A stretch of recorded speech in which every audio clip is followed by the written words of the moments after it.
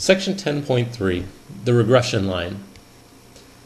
Recall in section 10.2 we were able to find what we called the correlation coefficient, which was essentially a number that told us how much our data points resembled a line, or how close to some line they were. And so the more in line these data points are, the higher our correlation coefficient would be, or rather the closer to 1 or -1 it would be. And the less like a line that they were getting into, we would be over closer to 0 on our correlation coefficient, like these points. Well, what we're going to do now in this section is try to find exactly what line that is. So you'll have to recall some algebra here about finding the equation of a line, but we'll go through it all in this section. So you might notice that with this one that I drew, where the correlation coefficient equals 0.5, you can tell the line goes up and to the right, but it's not a great estimate of these data points. In other words, these data points are a little far from the line. But you can see as the correlation coefficient goes up, and we draw that line that those points are following, they all get closer and closer to that line. So our goal with this section is, how do we find that line, and can we tell if the line is a good enough estimate of those data points where we can use it to make estimates of either future values or current values that aren't in our data set. Given a collection of paired sample data, the regression equation y hat equals b0 plus b1x describes the relationship between the two variables x and y. The graph of the equation, the regression equation, is called the regression line, which is also known as the best fit line or a least squares line. So this may look familiar to you from an algebra course, but it's a little bit in a slightly different arrangement. So if you recall from algebra, the equation of a line could be written in slope-intercept form as y equals mx plus b, where m is your slope and b is where the line hits the y-axis.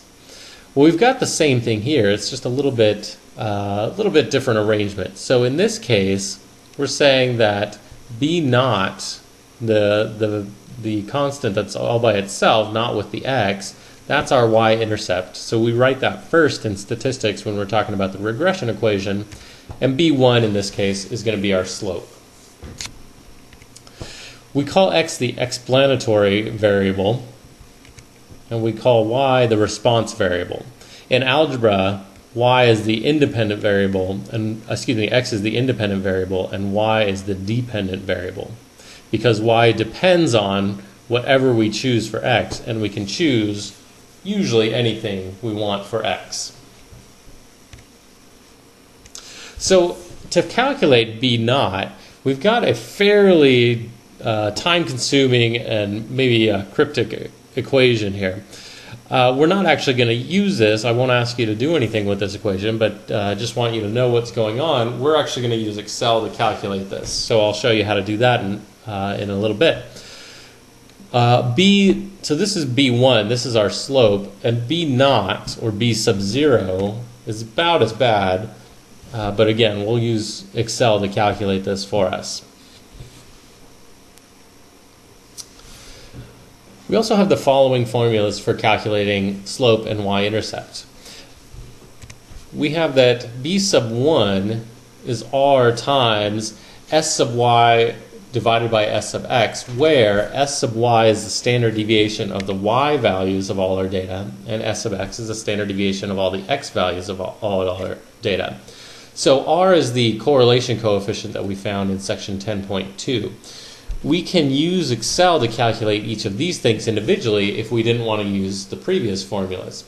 And similarly, for b0, or b sub 0, we could calculate the mean of our y data values and the mean of our x values, and then multiply the x mean times b1, which we calculated up here in the first equation.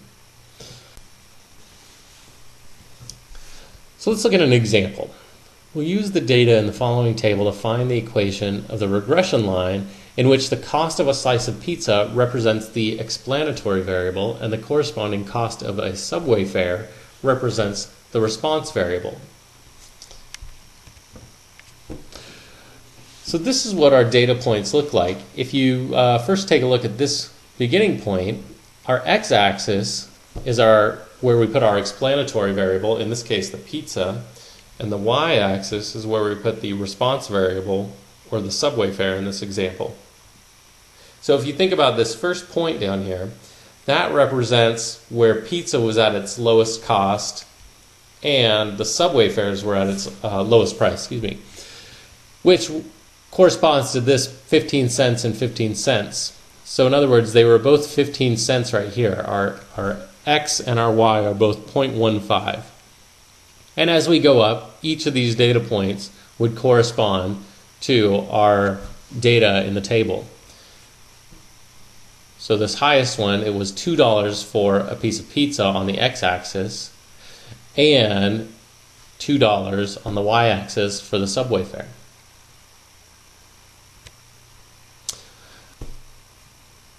So let's actually work on calculating the regression line. So we first calculate our correlation coefficient, 0.987811, which I get from Excel. So if you forgot how to calculate that, go back and look at the previous week's lesson. There's a small video on how to use Excel to find the correlation coefficient. Again, you could find the standard deviation of your y values, in this case our subway fare values, by plugging this data into Excel and using the correct standard deviation formula in Excel. Same thing with the x variable, our pizza, get the standard deviation using Excel. Now we can throw all this into our b sub 1 and get 0.945, So now with b sub 1 we can calculate b sub 0. So we'll need the average or the mean of our y values, and we'll need the mean of our x values. Again, we can use Excel to calculate those, but even if we didn't have Excel handy, we could calculate the means easy enough. That is, just add these data points up and divide by, in this case, 6, since there are 6 of them. So then plug that all into that equation for b naught, and we get b sub 0 is 0.0346. So now with b sub 0 and b sub 1, we get the regression equation y hat equals 0.0346 plus 0.945x. So just to explain what we've done, if you look at our data points and consider the line that looks like these are following, we found the actual line, or rather the equation of the line, that actually would best fit this data. So it's going to kind of split all this data right down the middle.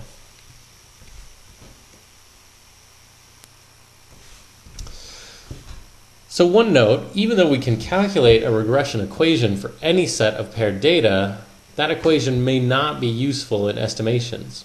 So for example, we could have calculated a regression equation for these data points. Maybe we would have gotten these lines. However, that would not really help us very much since the data points are so far off this line. If in another situation, if the regression equation is actually a good estimation, as it is in this last set of data, then we can use that line to kind of estimate where we would be at a certain point on the line. For example, if I wanted to know where my data point would be when the line was, say, here on the x-axis, then I could find out, plug into my regression equation, I could find out where the line is above that point on the axis, and that would be a good estimate of where any data would be. So let's look at an example where we actually use that idea. Use the data in the following table to predict the cost of a subway fare given that a slice of pizza now costs $2.25. Recall the cost of a slice of pizza is our x variable, or our explanatory variable, and the corresponding cost of a subway fare is the response variable. So the first thing we have to do is check to see if using that regression equation that we found would be a good estimate of what the Subway fare is, given that we know the pizza now costs $2.25 a slice. So of course, in our data set, we don't have what happens when pizza goes up to $2.25. So that's why we're using our regression equation to estimate it. We should say that you only want to use the regression equation for predictions if one of two things, both of these things occur. The correlation coefficient indicates that there is some correlation between the data sets, and also assuming our prediction does not go too far beyond the available sample data. So, for example, if I had instead wanted to know what the Subway fare would likely be given that the pizza now costs $20 a slice, that would not, we wouldn't use the regression equation that we found in order to estimate that, because that $20 is too far to the right of any data point that we have for pizza. So if either of these things do not occur, then we're just going to use the mean of the y values to predict future values. So we have that the correlation coefficient is 0.987811. To tell if this indicates that there is some correlation between the two, we have to go back to 10.2 and recall how we checked to see if there was a correlation. So we're going to look at the correlation values that we have for, the critical values that we have for correlation coefficients. So just like we did in 10.2, we want to find the critical value for our correlation coefficient. Since our sample size, or our data points, we have 6 of them, so our degrees of freedom in this case will be 4. And we'll use a 0.05 significance level since we weren't given anything, any other significance level. So that means our critical value is 0.811. Since our correlation coefficient is, or rather the absolute value of our correlation coefficient is greater than 0.811, we could say it looks like there is a correlation between pizza, the cost of a slice of pizza, and a Subway fare. So this tells us that we can actually use that regression equation that we found to estimate the price of a Subway fare if the pizza now costs $2.25.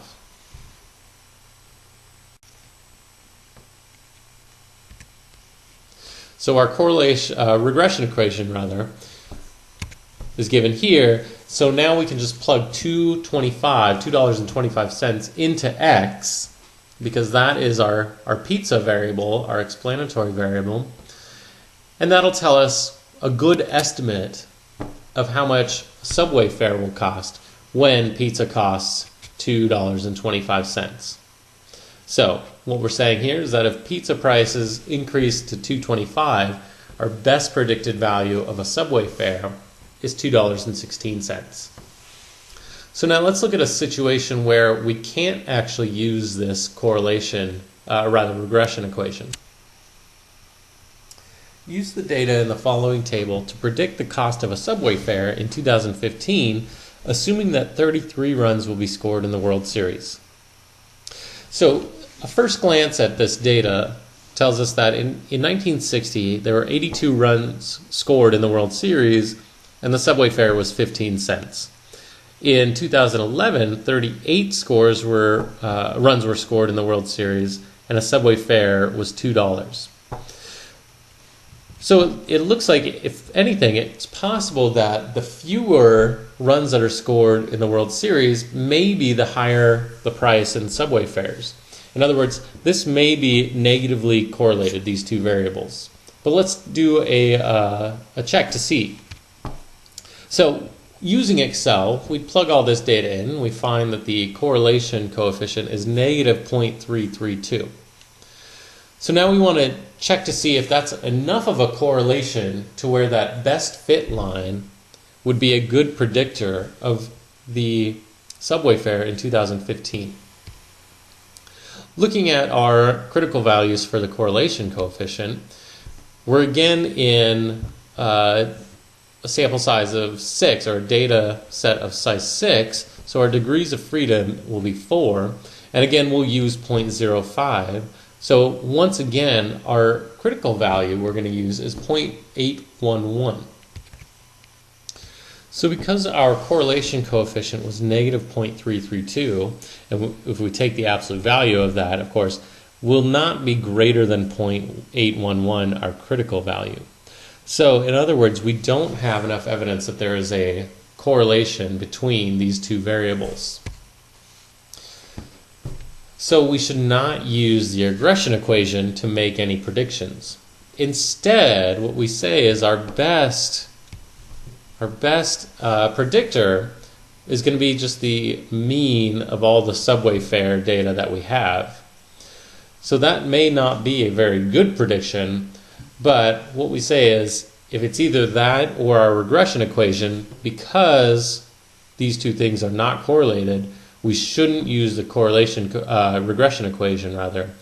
We can only use the y data that we have, and so we can only take the mean of that as our best estimate. So let's look at one more example.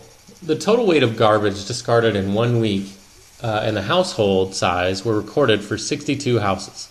The linear correlation coefficient was 0.759, and the regression equation is 0.445 plus 0.119 times x, where x is the total weight of discarded garbage, which means y is going to be the size of the household.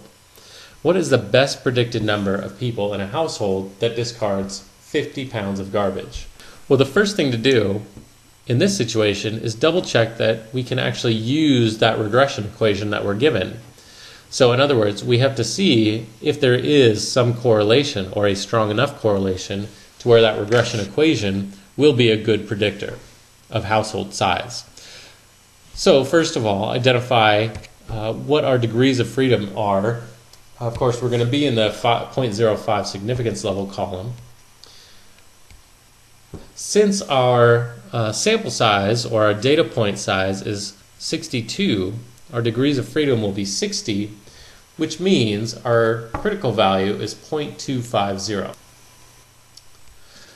So our absolute value of our correlation coefficient is clearly greater than our critical value, 0.250. So it does appear that there is some correlation between the weight of garbage discarded and household size. So we can use the regression equation to predict the number of people in a household which discarded 50 pounds of garbage.